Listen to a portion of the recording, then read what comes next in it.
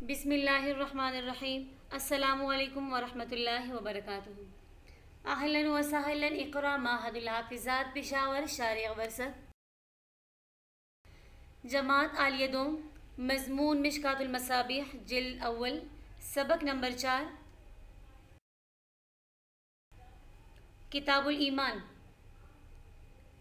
تو کتاب کا لغوی معنی ہے جمع کرنا، جبکہ اصطلاح میں کتاب کہتے ہیں مسائل کے ایسے مجموعے کو جن کے مستقل ہونے کا اعتبار کیا جائے۔ تو استقلال سے مراد یہ کہ وہ مجموعہ ما قبل و ما بعد پر موقوف نہ ہو۔ جن مسائل مستقلہ کے مجموعے کو کتاب کہتے ہیں وہ دو قسم پر ہیں، کبھی مجموعے میں ایک ہی نوع کے مسائل ہوتے ہیں اور کبھی مختلف انواع کے۔ بعض علماء فرماتے کہ جس مجموعے میں جن سے واحد کے مسائل ہو اس کو کتاب کہتے ہیں۔ ایک نوع کے مسائل کے مجموعے کو باب سے تعبیر کیا جاتا ہے اور صنف واحد کے مسائل کو فصل سے تعبیر کرتے ہیں۔ تو کتاب ان مسائل کے مجموعے کا نام جو ایک جنس سے متحد ہوں اور اس کے تحت پھر مختلف انواع ہوں، جیسے کتاب الصلاۃ۔ تو کتاب الصلاۃ کے جنس سے متحد ہے، پھر اس کے تحت مختلف انواع آتے ہیں۔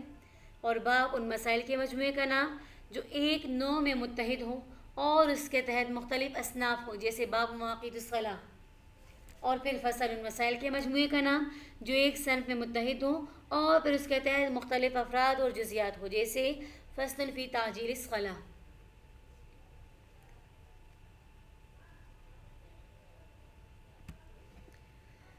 صاحب مشکات نے کتاب الایمان کو مقدم کیا۔ اس کی کچھ وجوہات ہے۔ پہلی وجہ تو یہ کہ مکلفین کے لیے ایمان اول الواجبات ہے، یعنی سب سے پہلے اس کا مطالبہ کیا جائے گا، اس لیے وضع و تصنیف میں یہ اولیت کا حقدار ہے۔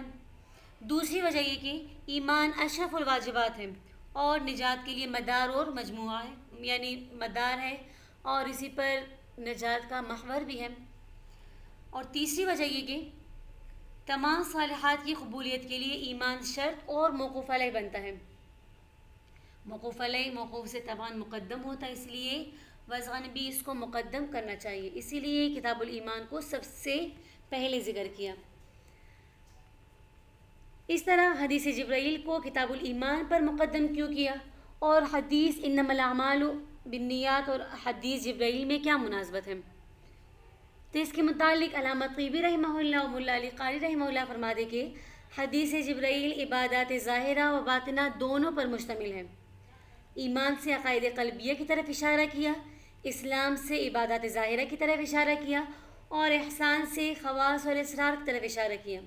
حاصل حدیث جبرائیل شریعت و طریقت پر اجمالی طور پر اور سنن نبویہ اور آداب شرعیہ پر بطور اختصار کے مشتمل ہے۔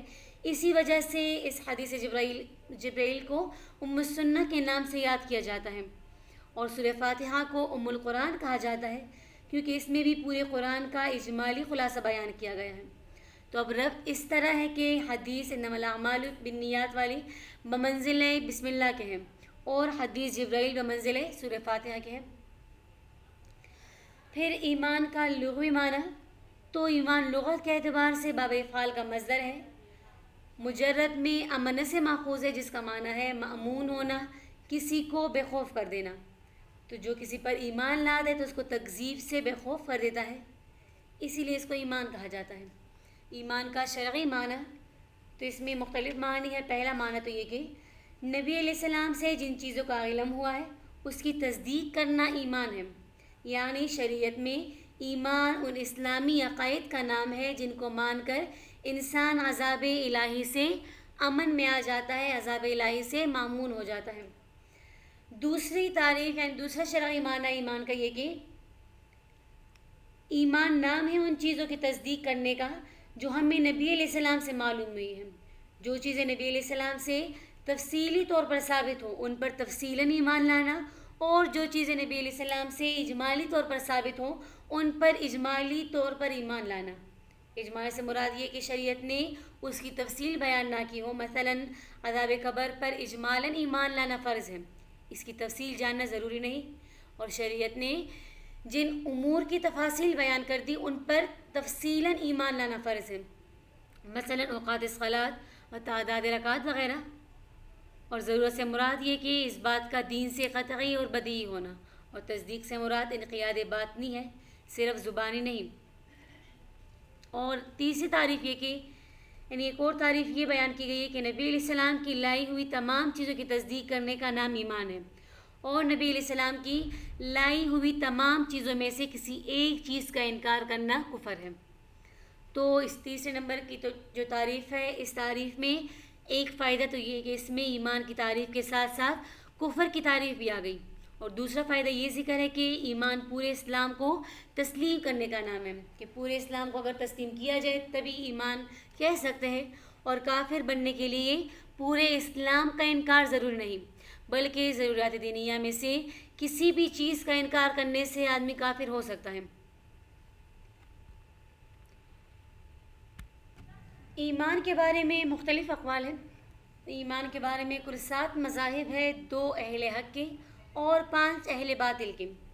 اہل حق کا پہلا مذہب کہ ایمان مرکب ہے تصدیق بالجنان، اقرار باللسان اور عمل بالارکان سے، اور یہ مذہب جمہور محدثین امام شافعی، امام مالک، امام احمد اور امام بخاری کا ہے۔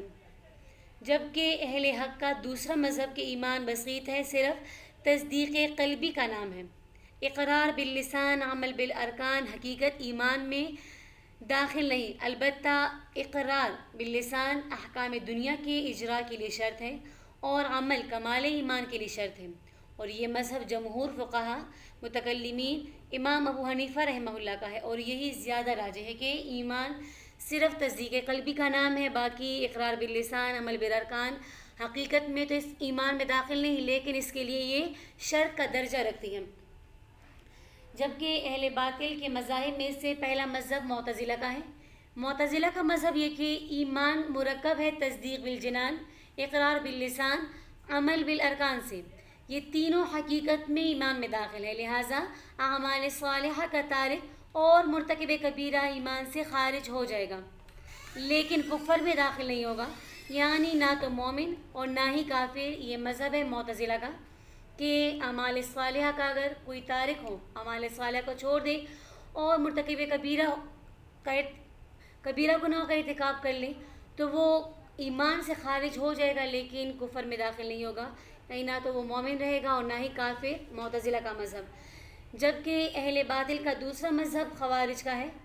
خوارج کا مذہب یہ کہ ان کے نزدیک بھی ایمان امور ثلاثہ کا نام ہے، امور ثلاثہ یعنی تصدیق بالجنان، اقرار باللسان اور عمل بالارکان کا، مگر خوارج مرتکب کبیرہ کے ایمان سے خارج ہو کر کفر میں داخل ہونے کے قائل ہیں۔ یعنی معتزلہ تو کفر میں داخل ہونے کے قائل نہیں، صرف ایمان سے خارج ہونے کے قائل ہیں، لیکن خوارج ایمان سے خارج ہو کر کفر میں داخل ہونے کے قائل ہیں۔ نیز نتیجے کے اعتبار سے معتزلہ و خوارج متفق ہیں کہ یہ داخل فی النار ہوگا، یعنی اگر کوئی کبیرہ گناہ کا ارتکاب کر لے تو ارتکاب کبیرہ کبائر کی وجہ سے وہ آگ میں داخل ہوگا۔ اہل باطل کا تیسرا مذہب مرجئہ کا، تو مرجئہ کا مذہب یہ کہ ایمان بسیط ہے، صرف تصدیق قلبی کا نام ہے، عمل اور اقرار باللسان حقیقت یعنی ایمان کی حقیقت میں داخل نہ تو داخل ہے اور نہ کمال ایمان کے لیے ضروری ہے۔ یعنی وہی جو راجح مذہب جو امام ابو حنیفہ کا تھا کہ ایمان بسیط ہے، تصدیق قلبی کا نام ہے، عمل اور اقرار باللسان اس میں شامل نہیں حقیقت ایمان میں، لیکن ان کے نزدیک یہ کمال ایمان کے لیے شرط ہے، اقرار باللسان اور عمل بالارکان اس کے لیے شرط ہے، لیکن مرجئہ کے نزدیک کمال ایمان کے لیے یہ ضروری نہیں ہے۔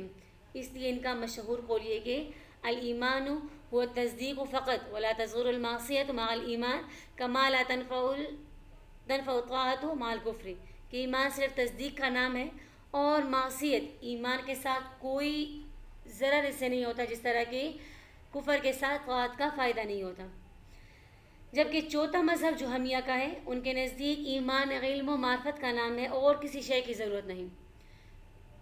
پانچواں مذہب کرمیہ کا، ان کے نزدیک ایمان صرف اقرار لسانی کا نام ہے، تصدیق اور عمل کی کوئی ضرورت نہیں۔ کرمیہ کہتے کہ احد الست کا اقرار ہی کافی ہے، اس لیے ان کے نزدیک منافق کو احکام دنیا کے اعتبار سے مسلمان ہی سمجھا جائے گا۔ باقی اس میں جو تفصیل آپ لوگوں نے پچھلے سال عقائد میں پڑھ لی ہوگی تفصیل۔ آگے ایمان اور اسلام میں نسبت۔ تو ایمان کی لغوی اور شرعی تفصیل معلوم ہو چکی کہ ایمان کا لغوی معنی مامون ہونا اور اصطلاحی معنی میں بھی مختلف اقوال تھے۔ تو اسلام کا لغوی معنی اور شرعی معنی انقیاد ظاہری و باطنی، یعنی جھکنے، تابع ہونے اور مان لینے کے ہے، یعنی اپنے آپ کو پورا کسی کے حوالے کر دینا جس میں اپنا کچھ اختیار نہ ہو۔ ایمان اور اسلام کے درمیان 3 طرح کی نسبتیں ہیں۔ پہلی نسبت یہ کہ اگر ایمان سے انقیاد ظاہری اور باطنی مراد لے اور اسلام سے بھی یہی مراد ہو تو دونوں میں نسبت تساوی ہوگی، یعنی دونوں میں نسبت برابری کی ہوگی۔